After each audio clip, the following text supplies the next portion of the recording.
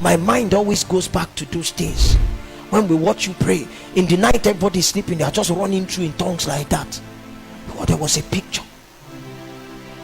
And you must ask God to see again. You are afraid for the family that is going to scatter. But some years ago when you prayed, God showed you a picture that in the day that you got married, everybody was together and there was no rancor. You need to see again. You need to see again.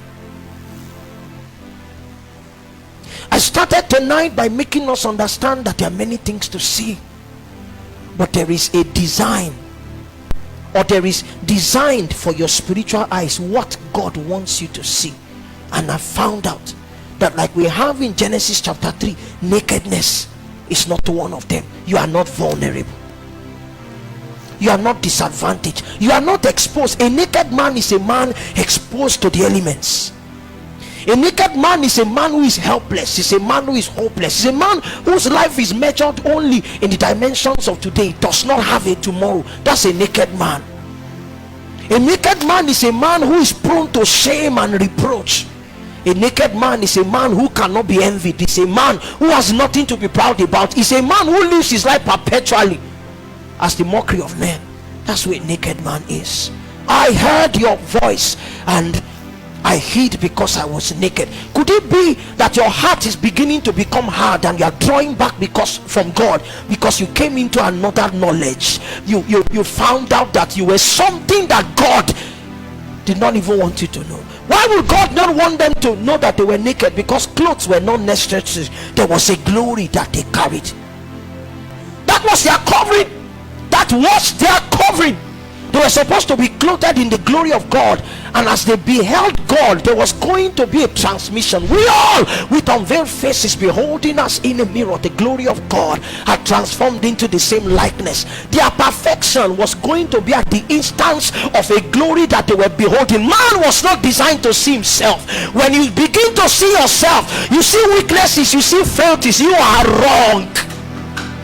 Who told you? Who announced to you? Who announced to you that the future is going to be tough? If things become more expensive, you will just have more resources, and if you don't have more finances, you are going to have more favor.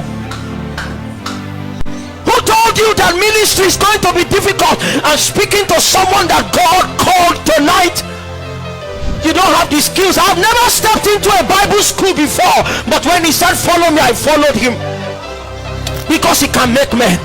And he can self-make men. You are owing money. You have not owed half as I have owed in a lifetime. On my 28th birthday, I had a debt of 32 million. I didn't know how I was going to come out. I sat with God that day in Toluwalogo in Lagos. He said, you are only an eagle with broken wings. There's ministry inside you. You will fly. The eagle has not started flying. He's just spreading his wings. Who told you? You're 26, 27, 28, 29, 30. You are not married and you are scared. He showed me that there was marriage in my life. It took 38 years, but I'm married. Tonight you have come to a promise keeper, and what you will begin to do is that you will open your eyes. You will no longer see yourself. You will know that there is a company with you.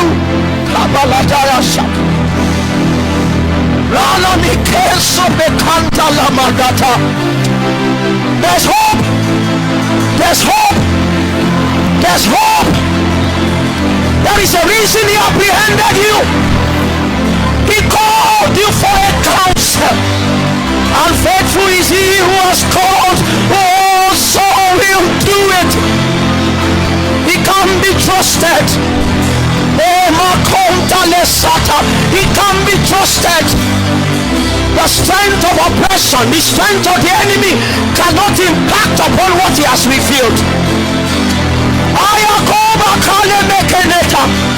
He will fulfill that which he has shown you. Do not doubt it. Do not doubt it. Do not doubt it. Encourage yourself in the Lord. Encourage yourself in the Lord.